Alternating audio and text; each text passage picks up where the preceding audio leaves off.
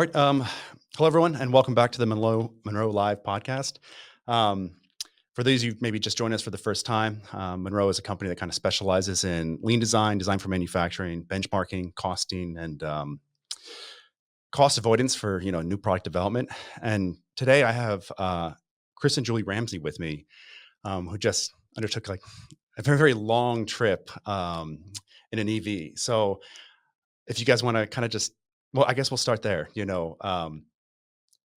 have an adventuring background. If you want to maybe talk a little bit about the adventuring aspect and then transition into, I guess, what piqued your interest in EVs. You want to start? You go. Okay. Right. So, well, the idea probably came about a decade ago. I think Okay. you first discovered a Nissan Leaf. Yeah. And I think you were just curious about the car. You were just curious about technology. You're a car person anyway at heart, aren't you? You've always loved cars. So I think one day you were at work and you were doing some Googling and you came across the Leaf. And what did you do next? Pretty much, I was curious because Julie said it was very much about liking cars and then thinking, Hmm. like, probably people still think out there is like, what is this electric car thing all about? Where do you charge? What's this? How long does the battery last? All those kind of usual things. And so I thought, right, phoned a friend and said, should we go on a road trip? I've got an idea. We're going to go and take this electric car and go on a road trip. So that's what we did. We drove all the way around the UK to 3 UK capital cities. Hmm. Car, the car had about 65 miles of range. There was barely any charges in the country at the time, and we had some challenges to say the least. Sure. But we had a great time. I came back understanding the technology. Just thought I get the technology. I get what this is about. And being a Scot, I love saving money, and I've driven around the entire UK and not spent a penny on fuel. It cost us more for a sandwich than it did cost us for a charge. So I kind of thought, I want an electric car. So I think at that point I told you I was going to buy a Nissan Leaf and change my petrol car. And like you say, that was about a decade ago now. And that car, that Nissan Leaf, 24 kilowatt hour Techno, is still sitting on our drive today. Yeah, 2014 plate. It's still going strong, and it's our daily run around. And I think at that time, a decade ago, I had no idea about electric cars. And, I think you introduced it to me. I was a bit nervous at first about it. I think like most people are. It's like new technology, having to change your lifestyle, your way of driving. So, I think it got to the point where Chris said, let's go for it. Let's switch out. We were a 2-car family at the time. Let's switch out one of our cars to an EV, give it a go. That's what we did. And then we ended up fighting over the electric car and who was driving it. And ended up like the non-petrol car was on the drive, wasn't getting utilized. And that's the point that we knew that, hey, we love the technology. We love EVs. Let's switch out both our cars. And it's history from there. Yeah, I mean, and from there, journeys just got bigger and bigger and bigger and bolder and endurance drives and everything. And then 2017, I left my job and me and Joey decided to drive from London to Mongolia on a 30 kilowatt hour Nissan Leaf, as you do. The Mongo Rally. So that was kind of a springboard to go into the journey was a springboard to go into the Mongo Rally, and then the Mongo Rally was a springboard to kind of do bigger, bolder, and just kind of trying to do something to dispel all those myths out there. Just to let people know, the range of the Nissan Leaf was about 90 miles at the time. Sure. So driving from London to Mongolia, which is about 10,000 miles in a 90-mile range electric vehicle, a lot of people were like, you guys are crazy. You guys are not going to do this. And they all thought we were bonkers. And we did it in 56 days. As Julie says, the rest is history, as in why we're sitting here today chatting to you. Yeah. It's pretty interesting. Obviously, I'm getting a little out of order here, but like I'm not sure how much you may have not seen like the whole stuff with Chicago here recently, right? And the superchargers and I think they're all very valid points, especially if you're depending on what your use case of a vehicle is. But that's kind of one of the things that I was very, very interested in just is with this particular trip, and not even kind of having a lot of knowledge of your past trips, the operational environment with the vehicle is already pushing that boundaries and how much time you spent in some of those like legitimate Arctic conditions, where you're it's not necessarily just a cold snap in Chicago, for a week long or so. But I do think it's very interesting, brings lots of questions forward, and honestly, in some ways you may be more apt to answer them than many people that have EVs just in general. So it's kind of happenstance that this, we scheduled this and some of the stuff has happened. But so I guess I'm assuming why you chose the Nissan Ariya has to do a lot with essentially the Leaf and essentially you finding that very early on. Um, was there any other vehicle in the running for this trip?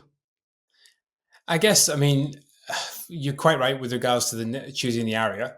I mean, there was a stage where we approached Nissan and the Ariya was not around at that time. And then we had to go back to the drawing board. And then as we were talking about earlier on, unfortunately, everything happened in the world that did, as we've had the last few years with the pandemic and various things. So it kind of didn't put things on hold, but it makes it a lot difficult for us to then carry on the project and kind of find partners and find people involved. But it then came actually a chance meeting at a stage. Robert Llewellyn's Fully Charged Live. We were there doing a talk on the stage. And then one of the heads of motorsport for Nissan was there on the stage with us. And after that, we got off stage and we had a conversation about pole to pole. And that reignited the fact because the Ariya was there and he was like saying, look, we'd like to look at getting involved in this project. And I was like, great, because we have the history with you guys. We are Nissan Leaf and owners and everything. We would love to do this for you guys. And very quickly it turned around and they said, yes, we want to get involved.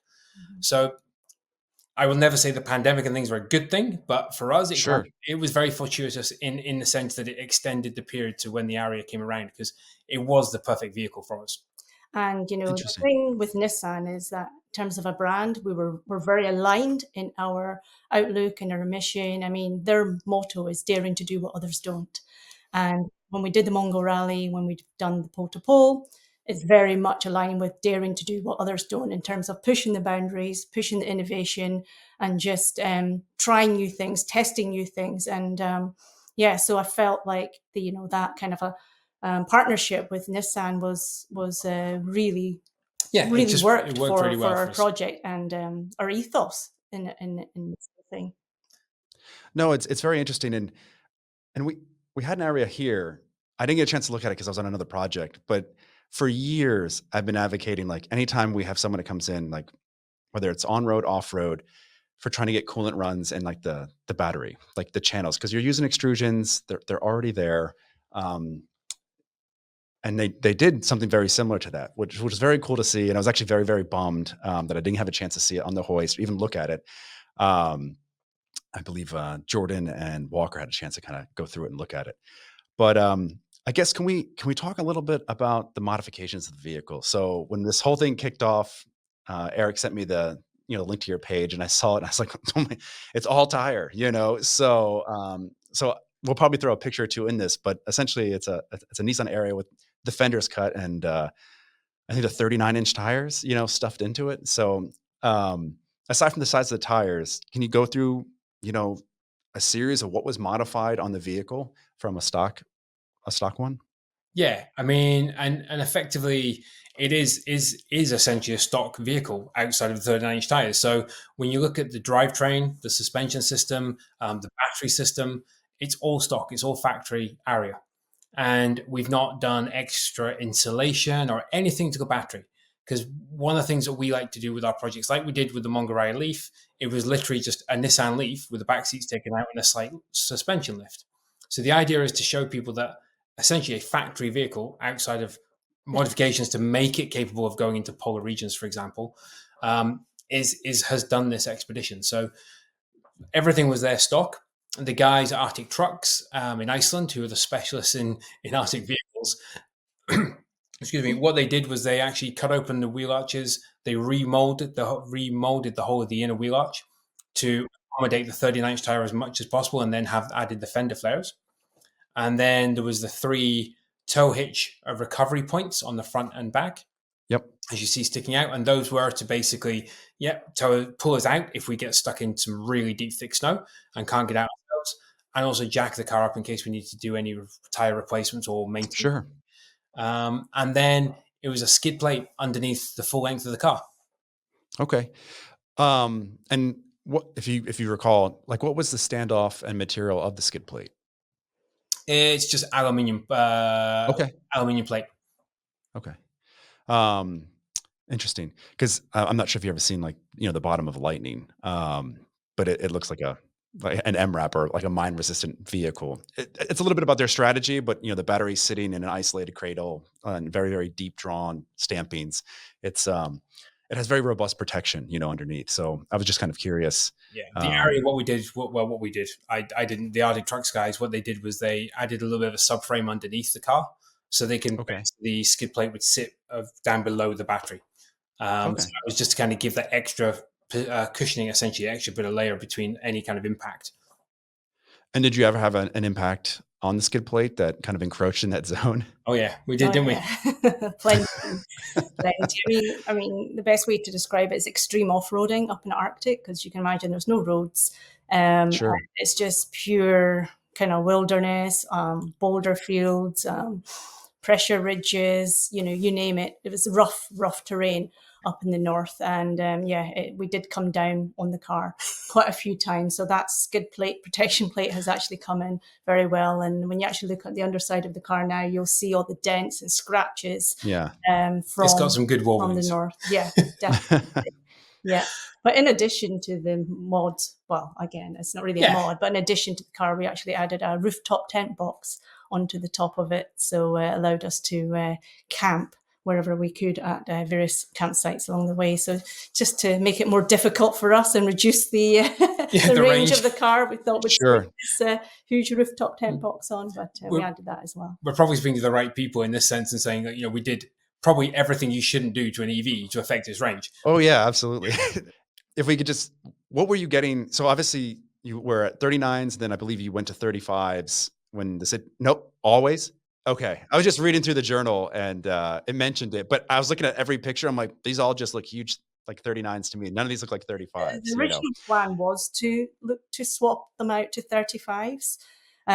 But I think when we drove with the car, we found the kind of what we were comfortable with in terms of range and the distances that we had to cover to get to the next charging station. And it kind of worked out okay. Yeah. We're kind of borderline, but we thought, look, in some areas we were, yeah. Yeah. So rather than go through the logistics and expense of switching out the tires, and to be fair, it looks cool, right, with the 39. So sure, yeah. and that's the thing. We kind of figured out that the range was round about. Normally would be given as like 150 miles on average. On average, we could get further in certain areas depending on the terrain, depending on the topography and various things. So sometimes in some cases, we actually got up to 200 miles. Sometimes we got like 170 or 180. But 150 was what we always worked on as like, let's make sure we don't go any further than 150 to a charger just in case. So it was kind of a safety blanket for us in that sense. But we almost, half the range or not, probably just under the range of the car. So I think the standard Ariya is about 280 miles, 300 miles. I believe that's close, yeah. Yeah, so you can see the range drop by applying those modifications.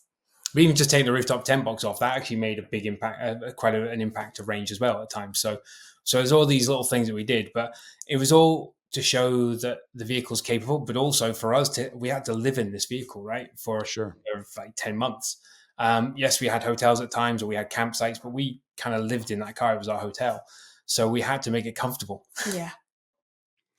So one of the things I find that's interesting is, aside from the temperature, like how fast were you going? Because I've done some research.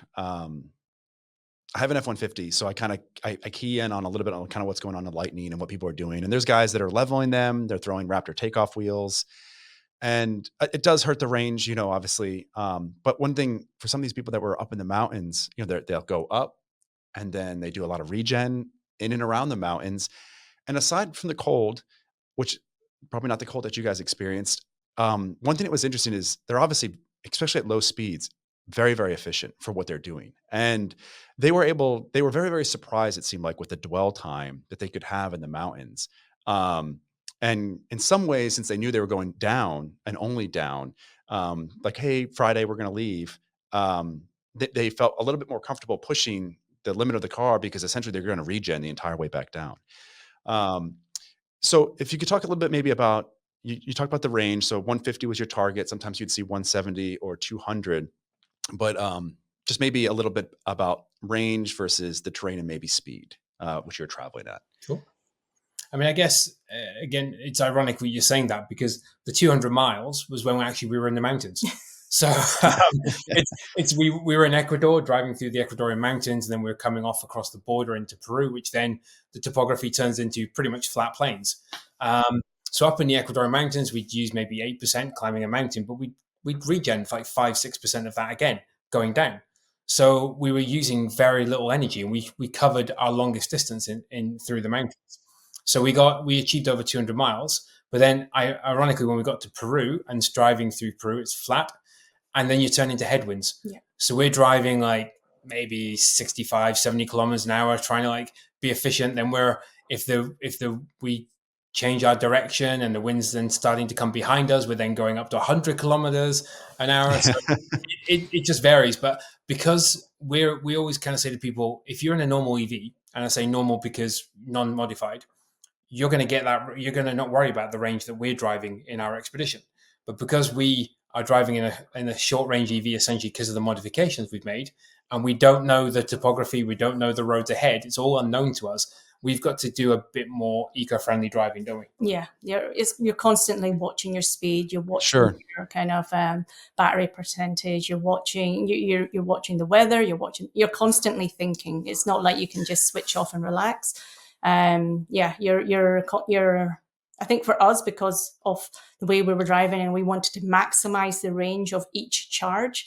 We were very careful, and we weren't doing top speeds, were we? On this? No, we weren't breaking any records in terms of speed. Let's be honest. But like I said, it's because we had a car that had all those modifications to it. Yeah. And we had to make sure, for us, if we didn't reach our next charger, that was a big deal for us. For anybody else, they would, I mean, like I said, they would be okay with 100, 150 miles between a charge.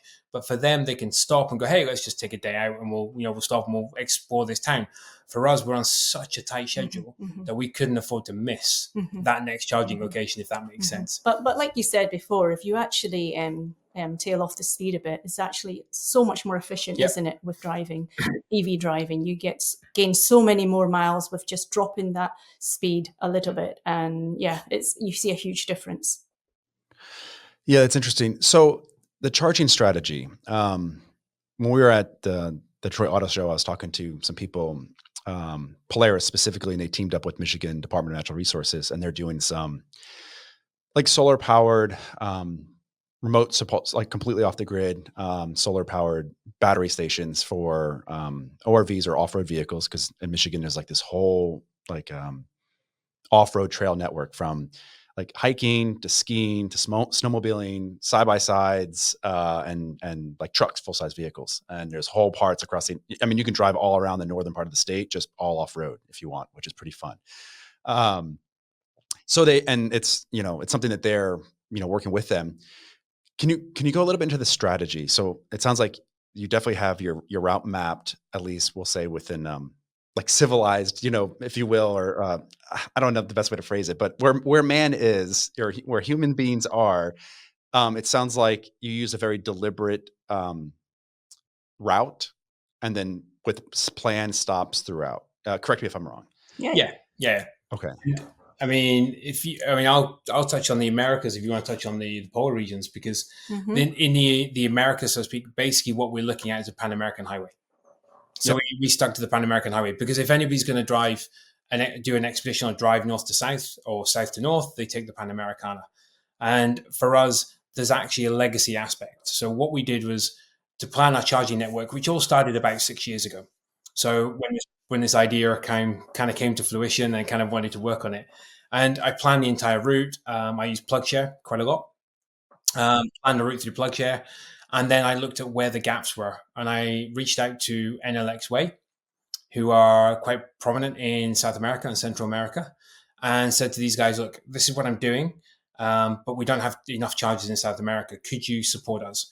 And these guys worked with me to build charging AC chargers, predominantly 22 and 7 kilowatt AC chargers in Central and South America. So they put chargers pretty much every 100 to 150 miles along our route. And those chargers are staying there. They're there for people to use. But in Peru, what they did, they went above and beyond in Peru, and we put AC chargers in, but they also put DC chargers on a 800-mile stretch. Mm-hmm. And so in Peru, when we passed through there, originally there was like 3 chargers in Peru. Now there's a whole charging network border to border. And so we worked on that as a strategy, and we knew in North America there's a great charging network. There's some things that need to be addressed around reliability with some providers, but in Canada, they've got a good network, but Northwest Territories was kind of like bare. Patchy, yeah. But the polar regions were where we got creative and interesting, wasn't it? Yeah, so in the polar regions, obviously there is no charging infrastructure. Yeah. And so we had to find a solution to charge. And one of the most reliable ways of charging is using a petrol generator. So that's what we took along with us. But we wanted to also test some renewable energies while we're up there. So we took with us a windmill up in the Arctic, because the Arctic is supposed to be the second windiest place on Earth. So you've innovated and pioneered this mobile windmill system that we would trailer along with us in the Arctic. When we would stop, we would charge. And unfortunately, Mother Nature didn't. Wasn't windy. And when we arrived, as you were saying, it's like the sun gods came out and it was 0 wind, which was like massively disappointing. Sure. Because we put our blood, sweat and tears and a lot of hard work has gone into developing this system, and we couldn't fully utilize it in the Arctic. However, in the south, in Antarctica, it's 24/7 daylight. So we took our solar panels with us and combined with an inverter and plugged into the generator to produce like a hybrid system where we could, whilst we were charging the car, we could offset a lot of the fuel usage by using the solar panels. So these things are prototypes. Obviously, solar panels and windmills not, but the interface to them are prototypes. First time trying it and trying something new. And the solar panels worked really well. Yeah. Solar panels worked really well. Yeah, in Antarctica when the sun was shining. And yeah, so that's how we predominantly charged in those polar regions. And it's kind of interesting when we talk about it, because for a lot of people outside looking in would kind of go, but you took a generator, you're on an electric vehicle expedition, why would you take a generator? And there's an element of, yes, as Julie said, it's the most reliable way. It's the only way we can charge in an area where there's no power. But also in these on Antarctic expeditions, they won't allow you to go and do an expedition without using proven it. Yeah. Well, sure. Without using proven technology. So, and the generator is the proven. So that's how we got our permit basically and license to go into Antarctica and do the expedition. Yeah. And the thing you were saying, we're proving the drivetrain of the car. We're demonstrating, how EVs perform up there, how the batteries work up there, all this type of, how the EV functions was the primary focus of taking the car in the polar regions. And the thing is, this is step one. This is the first time it's ever been done.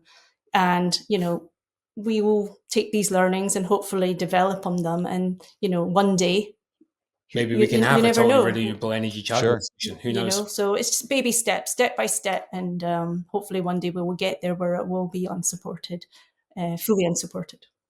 So from that perspective, how big or what support was with you through the entire trip? Yeah, I guess it's the best way to phrase it. So again, linked to the same principle of having the generator, again, to go into the Arctic and get sign off on that. And again, Antarctica, you need to have proven technology as support. You can't go on your own, basically, is the nutshell. It's too dangerous. Yeah. So So we basically went with Arctic Trucks, the guys who modified the car. These are the experts in polar expeditions. So they went with their vehicles. And their traditional vehicles for Antarctica are Toyota Hiluxes. In the Arctic, they were trialing Ford F-350s as a potential transition vehicle for them. That's why we had F-350s up in the Arctic. And they were with us in the Arctic and Antarctica. And then when we came out and we arrived in Yellowknife, Northwest Territories up in Canada, it was just us. I was on our own all the way. And we relied purely on public charging network. or the kindness of strangers where we couldn't get a charge. Sure. Okay. Yeah, and the kindness of strangers really prevailed. I mean, there was a couple of instances up in Northwest Territories where there was gaps.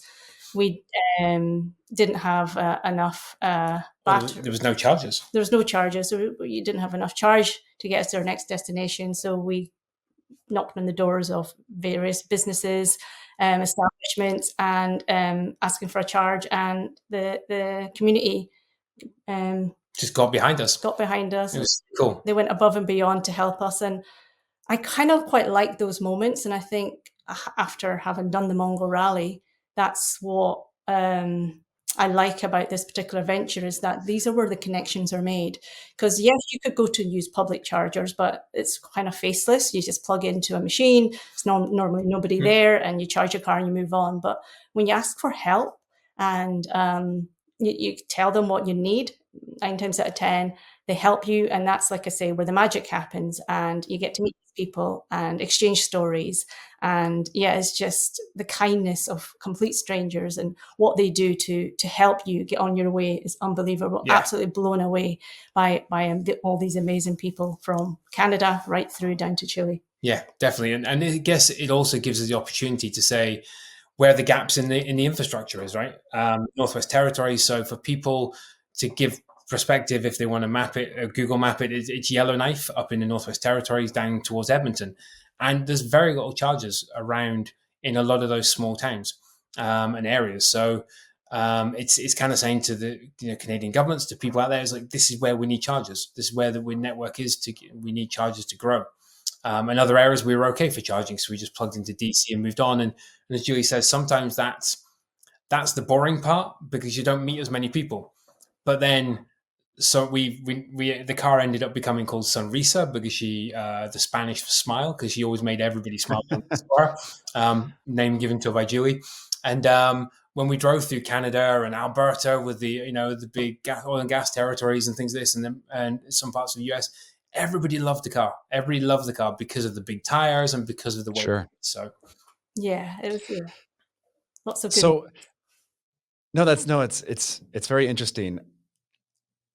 One thing I think is interesting, and it may not, again, right, it's not necessarily suitable for all people's needs, but one of our associates here, Dave, would always, like when we were talking about my trip, I did it in a diesel vehicle, completely different, but initially I was waiting for like the Power Boost F-150. We knew there was rumors of it coming out, no idea if it would just be what type of hybrid it would be or not. Ultimately, I'm pretty happy with my truck as is. I'd be very interested maybe in like a second or third generation, hybrid, or maybe a next generation, EV truck or something like that. But he's like, wherever, one thing that's interesting is, typically speaking, and you can probably speak to this again much better than anyone else, wherever there's people, there's electricity. So not that you can necessarily rely on, depending on what you're doing, on 110 and just plugging into, like the outlet of someone's house with an extension cord, but it's it's at least something. Well, you can. I've seen people do it, but it's in our case in the Americas, and as in America and Canada. So I don't know if you're aware, but our car is a European car. I didn't know if you were aware of that. Anyway, it's a European Ariya that we had modified in Iceland, and then it got shipped to Nova Scotia. And okay. We drove from Nova Scotia across to Edmonton in the car, and then went up north with it. So yes. We've actually done coast to coast in America, in Canada as well. So, but because it's a European car, European power outlets are 220, and the vehicle requires to see about 1.6 kilowatt, so 220. Before it'll register a charge. So we had a bit of a challenge. So we couldn't just use the 110, unfortunately. So you had to plug into people's dryer outlets. Exactly. So we had that challenge as well. And obviously in the US and Canada, you guys love your plug sockets. And no disrespect to everybody, but you have so many different plug sockets. So we had So we had armed ourselves with every plug socket adapter that we could think of. And then found some new ones while we were trying to work on other dryer sockets. So it was quite a challenge. We had this charging cable from Juice Boost. technologies, and it's kind of like the Edward Scissorhands of charging cable, charging plugs, because it would be, or the Swiss Army knife of charging plugs, because you would have the actual charging cable, and then you'd have like an array of different plug types that you could like plug onto the end, and we carried that with us and used that throughout Canada and America. And so we added that, but what that also meant is we were a Type 2 vehicle for AC charging, not Type 1. So AC DC charging was Type 2, not Type 1. So we needed to use adapters to convert from Type 2 to Type 1 to use US and Canadian chargers. Yeah. And that in itself caused a few complications for as well, because some chargers didn't like the adapters. So but we figured it out in the end. We got it sorted. And like I said, with all the modifications made to the car, we said, we think we've made it difficult for ourselves, but then taking a European car, because that was the only models that were available at the time, we made it even more difficult on ourselves, and we still made it. And we still made it, precisely. But I think we're a unique case, though. There's very rare to have a European electric vehicle in America. So it's just, like I say, happened that was, with 39-inch tires, with a rooftop 10 box, with a big, huge skid plate, and a leisure battery mounted in the back, which we never said as well. We had a small leisure battery mounted in the back, and that powered my coffee superpower. machine. There is a coffee fair machine. enough. I mean, it makes the world go round, literally. So. No, that's very interesting. So with your support vehicles that you had when you were in the Arctic, were they towing your wind trailer? Because I saw some pictures of it. I have a note. It's like, they're down here, wind trailer ? It's very interesting. I'm just curious if you were towing it, and then because towing is not good for an EV. No, well, it's just I have a lot of friends on both sides of the issue, if you will. And it's sad that it's kind of become that way with the conversation about it. But it's interesting, and it's hard to ignore anything, because typically if people feel very, very strongly about something, there's definitely something, typically speaking, like rooted in reason or fact of why they feel that way about something, and at least that they're like leaning on. And I have a lot of friends that tow stuff, so they're just like, we just can't, and then I think the big thing that a lot of people here struggle with in the United States is distance and time. If you have the time, it makes sense. Like I've talked to a lot of my colleagues here, and most of my family's on the East Coast. So if we were to get something, it might make sense for us, because frankly, at 3 hours, even though I can make the trip to, from Detroit to Philadelphia in like 8 hours if I wanted to myself, when the kids are along, we're stopping like all the time. And there's something to it. We try to plan 2 deliberate stops. It's about 590 miles, on the way down for us. And I could see that, working pretty well, right? There's a couple of places on the turnpike where there's tons of Tesla charges. And then, through the northern part of Pennsylvania, it's a little more remote, but you're starting to see them. So essentially anywhere there's like a Sheetz gas station, you'll see those as well, So it's a viable. I think it is viable. It just, for many people, it's a little different. And I personally equate it to, even though I don't have an EV, like a smartphone, right? Like you went from like a Nokia indestructible phone that would last for like months, to pick your poison, iPhone, Android, whatever it is, that maybe gets a day, and it's just, and we live with it. Point out an EV gets more than a day, but anyway. No, yeah, but it's just, I mean, you could burn through it if you wanted in like one particular trip. But I think it's nail on the head there. It's kind of like, it's that when we meet a lot, or I meet a lot of people that say, I don't stop when I drive. It's like, and there may be some people out there that don't. I'm going to say there isn't out there, but the vast majority of people in the UK, they say, I never stop at the motorway services. Whenever you go to a motorway services, it's full. It's full of cars. So all these people that don't stop is like, well, who's stopping? And we kind of say to people, whenever you do any kind of road trip, generally you'll find that you'll stop for a breakfast, or you'll stop for a lunch, or you'll maybe then take another break, like you said, the 2-break stop. And that's all we do when we drive long distance. When we're driving normally every day, we take that 2-break stop. And we just basically, while we're charging, we're having a lunch, or we're having a coffee, or we're having a breakfast. It's quite nice to break up the journey, just stretch your legs, get a bit of a break as well. I think we're kind of attuned to that now, and it's just part of our lifestyle. I think when we do a long journey, we don't think anything different. And it is a bit of a mindset shift for people. Totally get it. People are so conditioned with going to a fuel station or wherever, going and charging and kind of, refueling and going, and doing the refueling as a separate activity to a lunch or whatever. So, but we just say, once you change that mindset and think, why go and fuel at a different place to where I eat, for example? I can go to American Services, I can plug in, I can charge, and I can eat, and I can get on my way, and I've got a full charge, and I've got my next drive going. So it doesn't take long for that shift to go, yeah, okay, I'm going to drive here, and I'm going to stop there, I'm going to stop there, and I'll be at my location.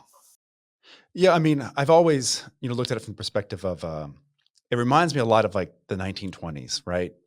Where, like the great, for us here, you had kind of like the great American road trip. And that's exactly what people would do, right? The cars didn't get that good of fuel mileage. They're carbureted, running on like leaded gas or whatever it was. And you would stop, right? You would maybe your car overheated because they're not overly reliable or whatever it's doing. But essentially you had these very kind of planned things. And then, less than 50 years later, if you wanted to drive, you can do a cannonball run in a Mercedes something painted black and get across the country in 32 hours, racing and, breaking every law in the books. If you wanted to, that's where the technology has shifted, right? That quick of a span. So I think it's interesting. We've essentially kind of done a reset as we're looking towards a new energy source. And then how do you accommodate that technology at its current state? Because very well, 10 to 20 years from now, I think it will look legitimately a little bit different, like the landscape and how these vehicles are used, how what their use cases are, and things of that nature. I'm almost afraid to ask this question, but it's yeah. So because if anything, it might bring like more potential awareness to maybe a problem that doesn't exist.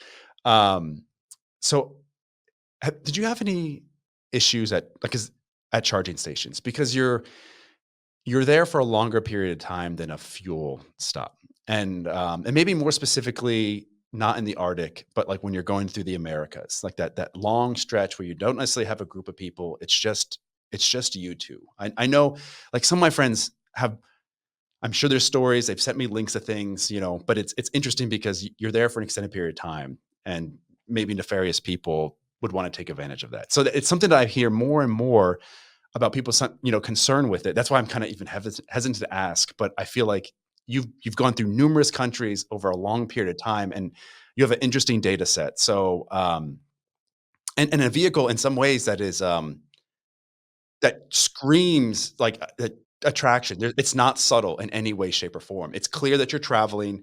And maybe that keeps some of that activity away. Like, I don't need that type of heat on me.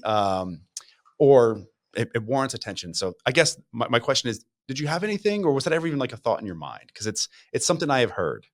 It was completely opposite effect, wasn't it? Yeah. What do you mean the opposite effect? Yeah. So we didn't get any negative attention over at all. It was the opposite. No, we didn't get any. No, we didn't feel in any danger or anything in whenever we charged. Actually, and I'll be honest, it didn't really cross my mind. I didn't think. In terms of America and Canada and places like that, no, it didn't cross my mind. But probably had more issues getting the car charged at certain Sure. at certain charging. Yeah, companies will a company will remain nameless, maybe. Fair enough. No, that's fine. Your listeners probably know who it is anyway. So, yeah. But it's their penance hasn't been paid enough. Maybe for past transgressions. But yeah. Okay.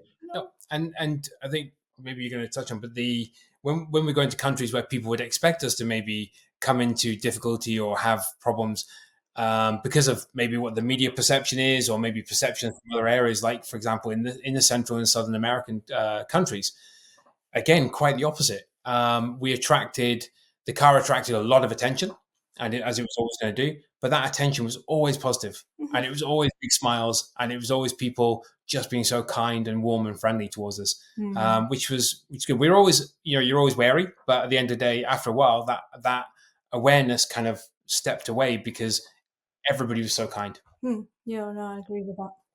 So I'm kind of curious. like I have a friend who's in Chile right now doing some firefighter stuff, and he would agree. Like he's been all over. He goes, I'm not sure if they went to Canada because they're flying like retired military airframes, and it was like an issue, getting him into the country for some reason. But he's down there now, having a great time, loves it. What do you like? What was the biggest difference, right? So you've gone down the entire Pan American, like highway system. So you've got North America, Central America, and South America. What are some differences in your experience? And then like, what was this? I think you maybe touched on the commonality aspect, that overwhelming kind of like interest and like genuine warmth, with the interactions. But if there's anything else besides that, like some common things that you had, and then just, differences, that you experienced with your interaction for people through your trip. Well, language was number one. Unfortunately, we're not like fluent in Spanish, so it's actually came to our advantage, I think, at times, because we got stopped by police quite often, I would say. Yeah. Just along our route, and just routine stops, or but I think the fact that we didn't speak Spanish maybe went in our favor, because we couldn't communicate with them, and they kind of just rushes us on. A lot of the time, at some point, it's more of a pain in the butt for them. They're like, just But also, they were also it turned out they were also very curious about the car. Nice. So ended up being really nice, and curiosity more than anything else, I think, is when more often than why we got stopped. But when you're going through, like, I guess it's a cultural difference. They're so culturally different. Every place we've been to. I mean, even Northwest Territories a lot of it is culturally different to other parts of, like, Alberta or Vancouver. So they've all got their cultural differences. But South America and Central America was just a burst of color and vibrance and liveliness.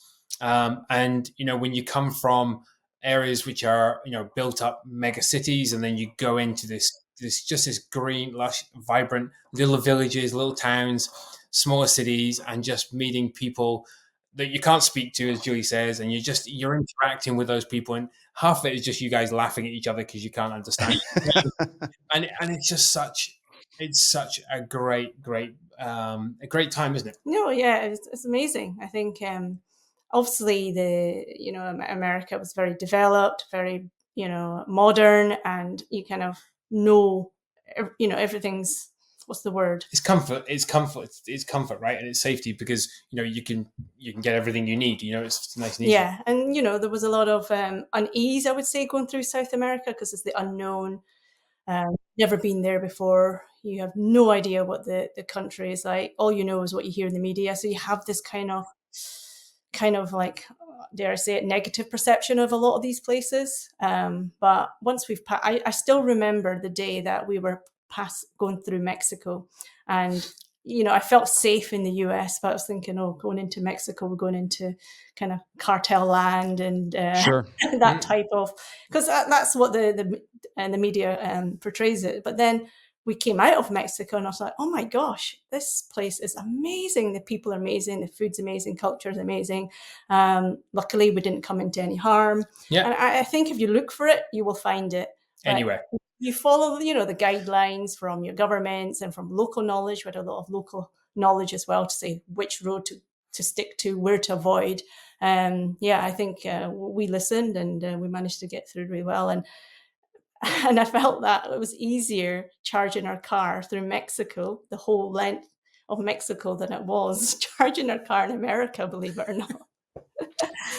I mean, a 100% success rate in 100%, Mexico. Yeah. Interesting.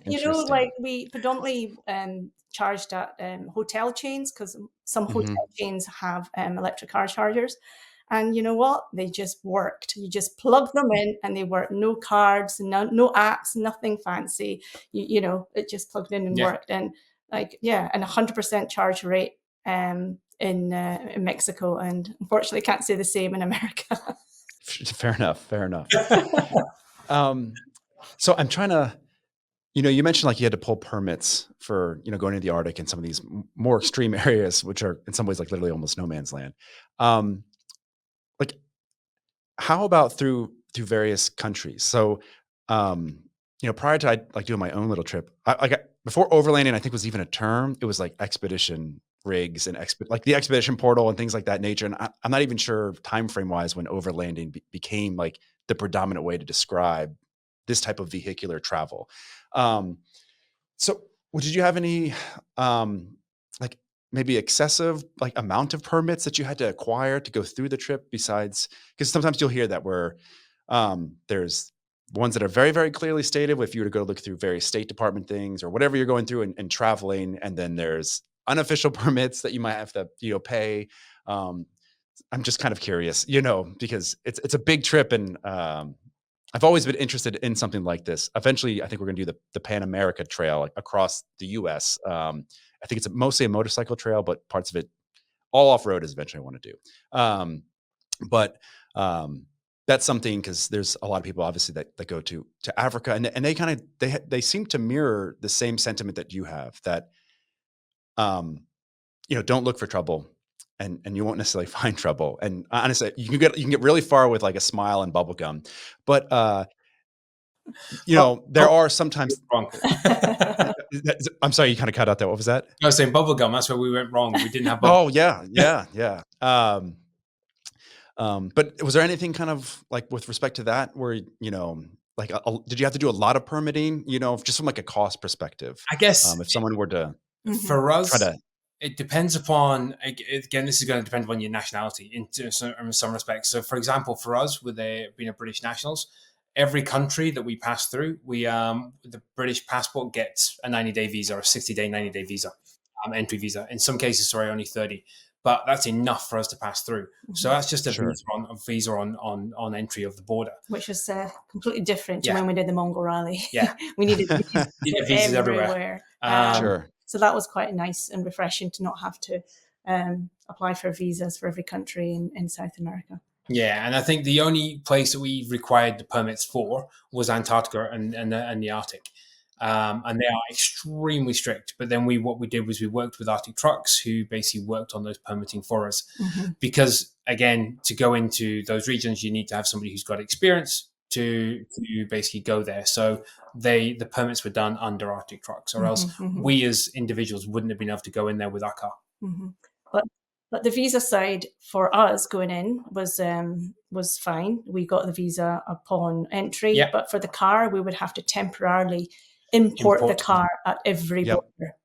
So that added an extra step onto the kind of border process. So every country that we went in, it was a temporary import. And then that was my next question. Very curious. So just how much time did that take? Because obviously, I don't know if you were necessarily constrained, like, hey, we got a year to do this, but is that like a couple days? How long does it take to essentially import a vehicle? Not a day. I think the longest was maybe 9-10 hours, maybe. At the Nicaraguan border, that was the most strict, I would say, and more complicated. But there was other borders where we just glided through in an hour. Yeah. The whole process for us and the car was at like an hour. So it really just depended on the country, depended who was processing your paperwork at the time. Fair enough. and that's queues, the amount of people that some borders were quieter than others. So it really just varied, didn't it? It did. And I think, again, when we first kind of crossed into Central South America, there was that nervousness of, okay, what happens at the border? What are they going to ask us? What are they going to do? And there's that whole anticipation, unease, and nervousness. But then towards the end, we felt like we were experts because we kind of knew the drill now.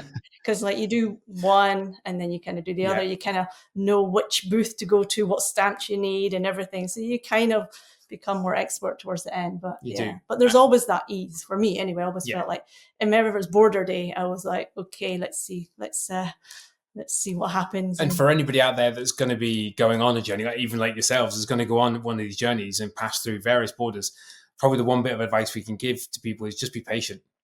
And sometimes if it's going to take a long time, and if it's going to take a long time, it's going to take a long time. There's no point in shouting and screaming at people. Sure. It's going to take longer. Yeah, no. I mean, you're going into, it's weird because, I mean, we're so close to Canada. Like with my driver's license, I could just drive over, right?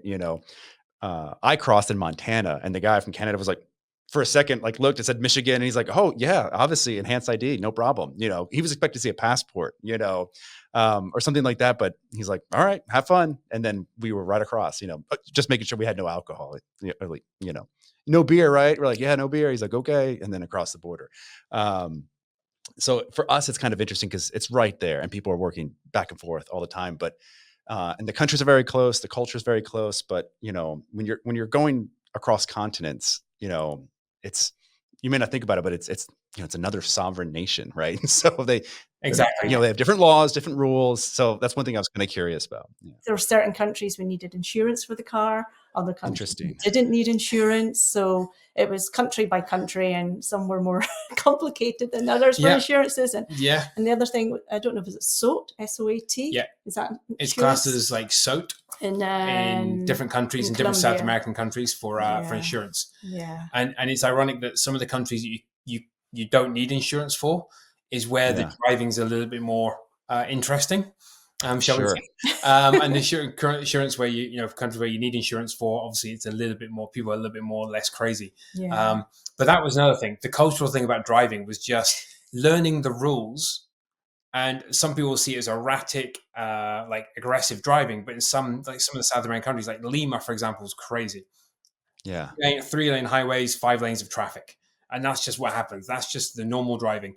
And you're forcing your way in amongst people, and you're barging people out of the way, essentially, with your car.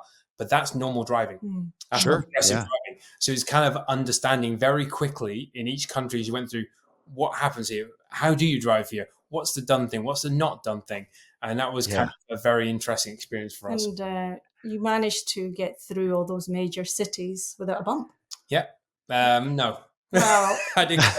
you did crash, but it wasn't in the city. It was in a country where there's no cars. Of all places. Yeah. And it was a parked car of all things as well. Yeah. We've all done it, right? Yeah. Yeah, sure. Yeah. That's pretty impressive, actually, to kind of go to Mexico City, go to Bogota, go to Lima, all these crazy cities with crazy traffic, and not get a bump. So it's pretty impressive.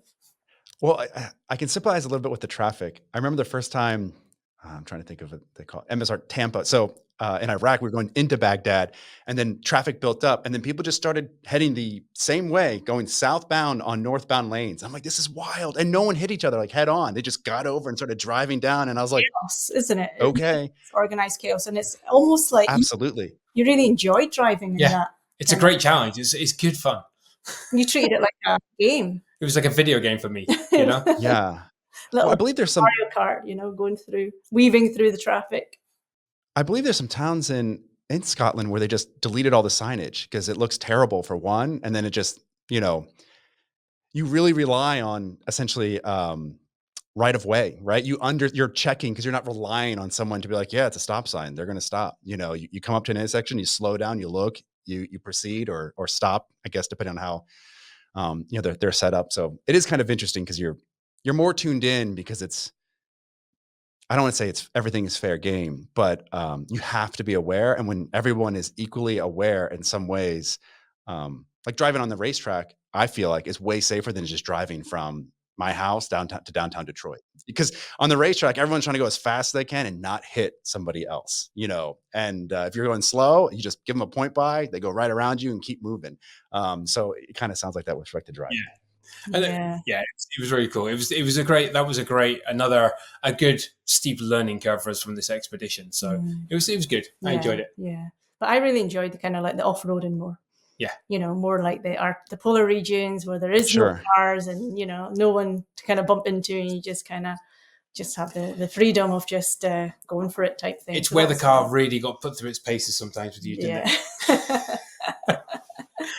Because that's the other thing is kind of touching on from the polar regions and just touching on the car itself, because we're talking about minimal modifications, is we did punish this car in the Arctic. Yeah, sure. Antarctica. It outside of the charging aspect with regards to the low temperatures, which the car handled absolutely fine, but the actual impacts and dents and bumps and scrapes that this car got in terms of from the underside and the suspension, we took air a few times. Yeah, quite a few times. Because of the terrain, it's kind of like you can't really see. It all looks white, all the blends into one, and you think it's just a little bump, but it ends up being like a big bump. And yeah, it kind of You took take air off. like a few times, like I say. But the car, we went into the Arctic, into Antarctica with our spares, with the spares we needed and the spare tires. We came out with it all. The car didn't need any The spares. Arctic. In the Arctic, in contrast, we essentially didn't need any of the spares. The car didn't have any breakdowns.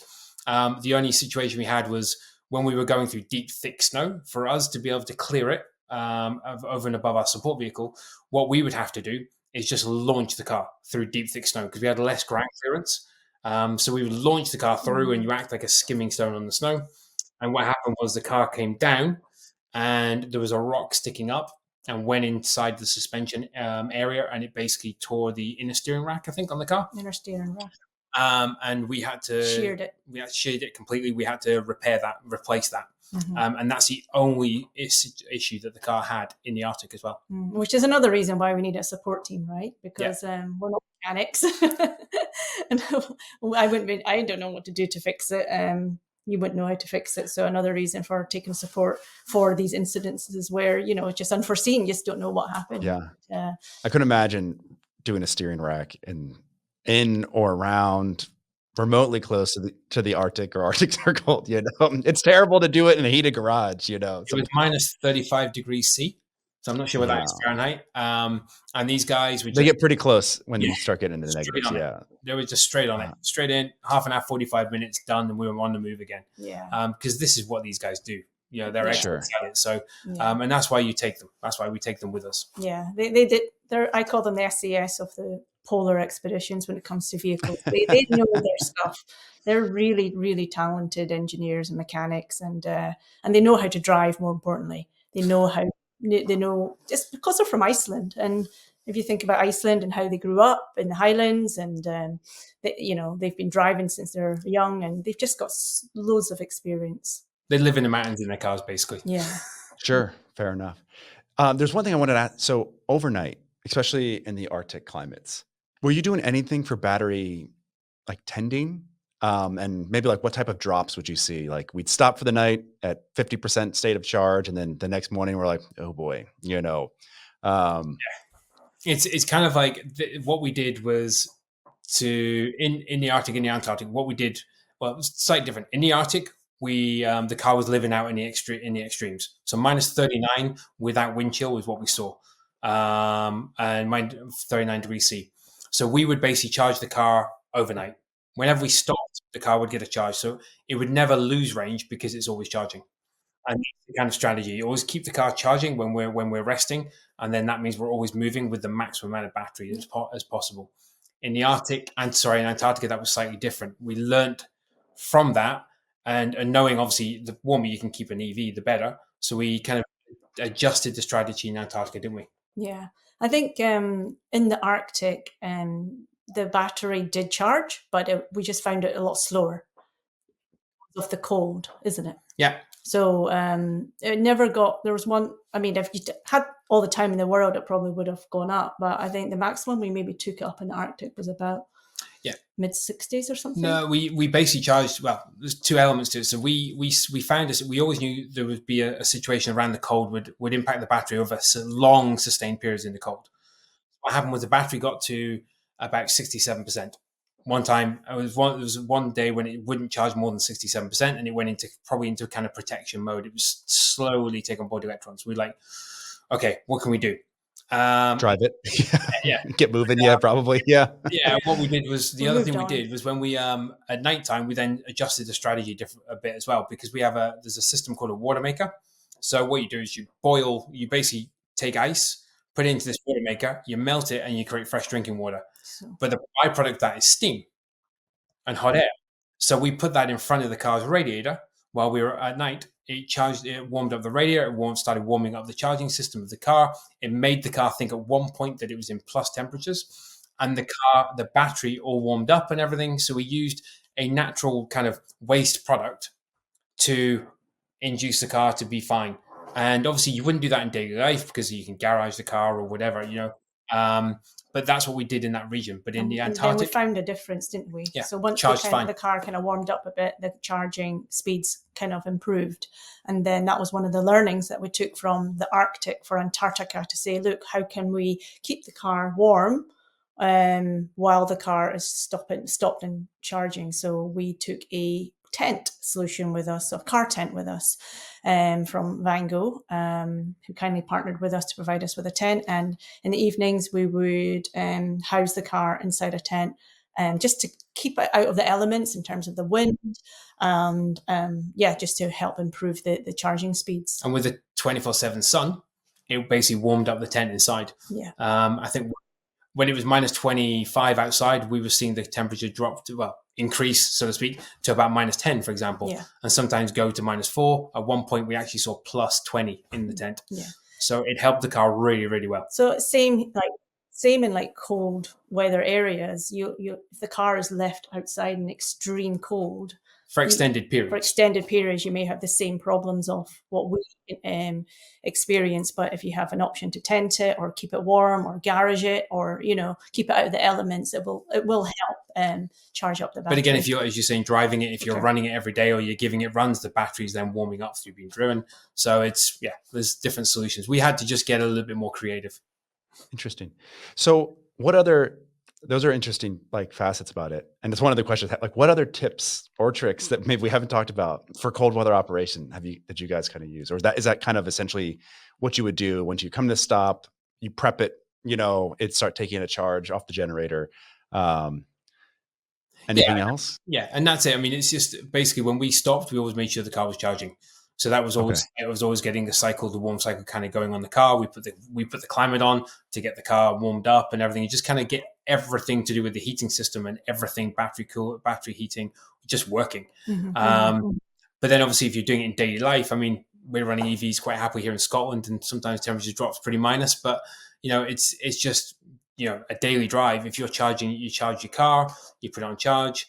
If you go out and just drive, the battery's getting warm, but you're using the car on a daily basis, you're not going to see the impacts basically we have. Mm-hmm. So, or if you can trickle charge the car, keep it kind of trickle charging, I think will help to keep it topped up, and preconditioning the car before you go. So if you're going to drive, we said some people, I don't know if this maybe, but it's kind of, if you're going to be driving for a long journey or even just any journey, before you go, just basically use your app to put your climate control in your car and get the car preconditioned and get it battery warming. If you're worried about losing any battery off that, using that bit of battery, again, as Julie said, just plug it into your charger. If you have a charger at home, climate control on, and you're not losing any energy, but the battery is getting nice and warm, and you're going to be as efficient as you can for driving off. Mm-hmm. Interesting. So what would you say, and I want to respect your time, but your most, whether location or event, your most memorable memory of the trip was? Maybe for each of you, or if it's both the same, One of the most memorable for me is seeing a polar bear in the wild. That was amazing. I mean, to see a polar bear in the wild wasn't guaranteed, obviously. We didn't know if we would come across one, but it was the day after we started, I think, or was it on the day we started? The day after we left the magnetic North Pole. We're just driving back, and then we saw this polar bear in the distance, and the whole team just stopped instantly. Silence, and binoculars were out, and it was just all in awe of watching this polar bear plod along on our path ahead of us. So that, for me, that's a truly magical memory that will live with me forevermore. And that was an amazing moment as well, because we were in the backdrop of being told the ice road towards Yellowknife is melting. You have to get the ice road 4 days early, which we couldn't do. So we had to basically negotiate with them to keep the ice road open, especially for us, which they thankfully did. And we were all under pressure, under stress. Go, go, go, go, go. When that moment happened, it was like we had no time constraints in the world. Everything we also just forget about it. Such a magical moment. But I guess for me, I mean, it's easy to say the South Pole, right? But I think for me, we went through Ecuador, and I just found that country so magical. I mean, some of the best mountain driving roads I've done in my life. And it was just an incredible, incredible country. And the contrast Unfortunately, we never got to experience a lot of it, but you've got the Amazon rainforest, then you've got beaches in the middle of it. You've got the Andes, starting of the Andes, and it's just the most incredible place. And to match the fact that people were just so wonderful, and we had that center point. So Quito. the equator, in Quito, the equator lines there. So it's kind of like halfway. And we got to mark symbolically our like halfway mark of the expedition, which was like a pretty cool moment for me. So we talked about like tips and trips for, EVs in the cold and things of that nature. What about just, as a couple, it's a long time to be in the same car together.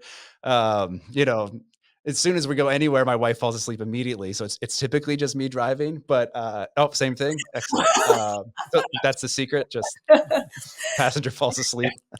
Julie's special power. I said to her special talent is she can sleep anywhere. She obviously drove as well, but I mean, when we have a conversation, we're like, right, I'm talking, and then suddenly you go, we've literally pulled out the car park. Yeah, but she's you already bored asleep. me. Come on.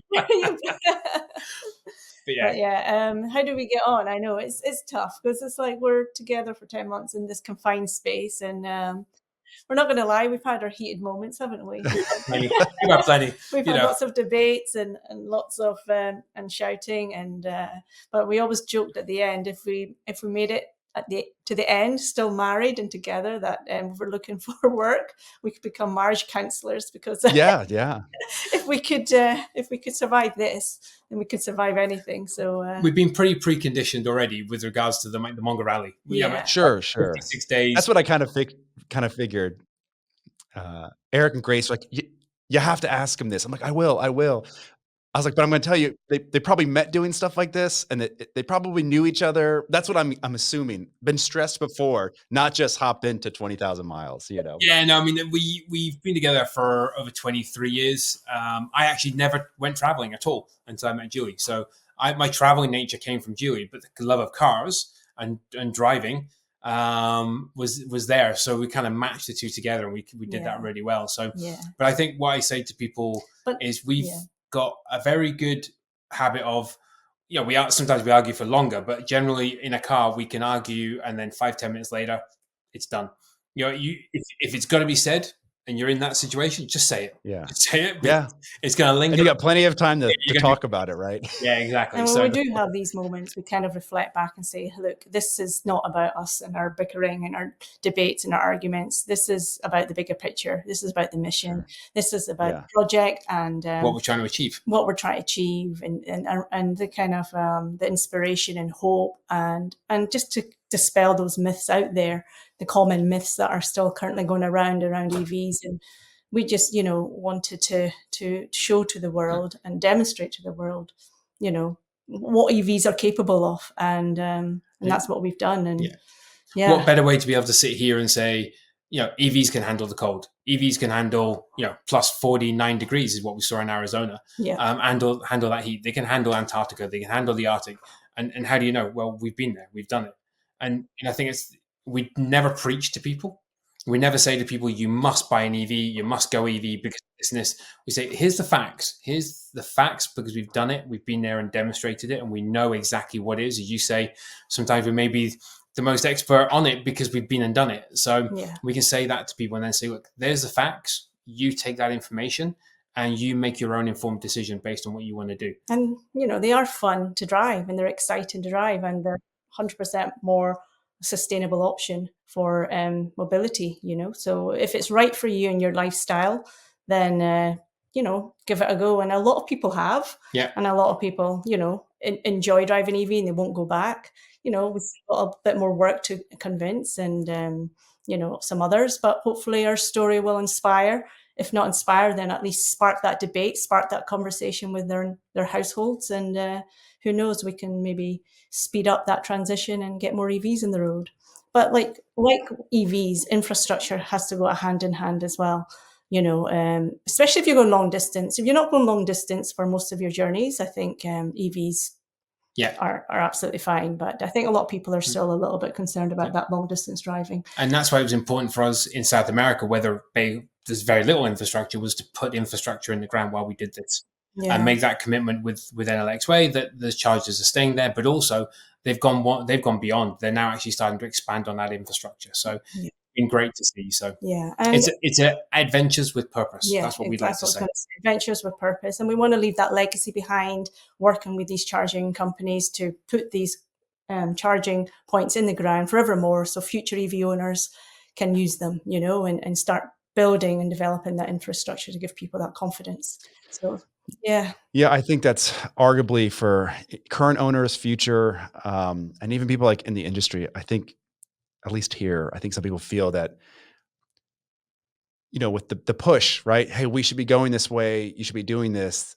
They're like, well, we've done our, part. Like we've spent billions of dollars of building plants, designing vehicles. We've done this shift, and then some of the federal government, the state government hasn't really matched the effort, and I want to say even Hyundai, Kia, there was conversations, are you going to build more? And they said, not until you do more. Do we have the capacity? Yes, we've kind of got our plant set up that we could ramp up volume and increase production. But right now we're unconvinced. And we see it in the industry with quoting, with some of our customers. There's people that they're not 100% sold. And unfortunately for them, they're like, there's a lot of money at stake, and it doesn't come from nowhere. So either we pay for it, you pay for it, someone pays for it. But it's interesting. And I think there's definitely more that probably needs to be done on that front, to get more of them to be viable for people. Because I think a lot of people would be interested and they do make sense for a lot of transportation situations, especially I think personal transportation. I mean, you could argue towing or whatever, but it's interesting. So go ahead. I was just going to say, and when you mentioned towing, just to answer your question before about the in the Arctic, we pulled the wind turbine ourselves until until the suspension had an issue, and we had to leave it behind at a point. But it was us that towed it. Gotcha. Well, I want to say thank you. This was very interesting to me, personally. I like a lot of off-roading and things like this, and it was interesting to see. I hadn't honestly heard about it until Eric kind of sent it over this way, and I was like, oh wow. And at first I didn't realize that you'd already done it. I was like, this is going to be interesting. They might be out and about halfway through it, and then I was like, oh, I looked at the progress tracker. I'm like, it's over. Thank you so much again. I really appreciate it, and it was insightful. I think arguably you guys operate in some pretty extreme environments. Oh, real quick, did Nissan do any data logging with you guys? Did they pull data from the vehicle or anything like that? Or we've not specifically done anything directly with that, but the vehicle, Nissan have access to the vehicle if they want. So gotcha. I was curious. I meant to ask that earlier, but I would have killed myself if I didn't actually ask you guys. I would have emailed it to you later. But it's all about learning, right? So whatever we can do outside from Nissan, but what we can do with the industry to increase the learning that we've got, and basically increase the industry, increase the charging infrastructure, just to basically expand as much as we can and share our knowledge. So that's hopefully what will come from pole to pole. And hopefully we'll start to see some work with the Antarctic Survey research stations as well, so we can start to look at electrifying some of the vehicles in Antarctica and the Arctic as well. Yeah, so lots of ideas and lots of ways we can just speed up that transition. Alrighty. Well, thank you very much. Again, I appreciate it. No, cool. Thank you very much for having us on. I've enjoyed it. I've really enjoyed it. Thank you too. Cool. Thank you.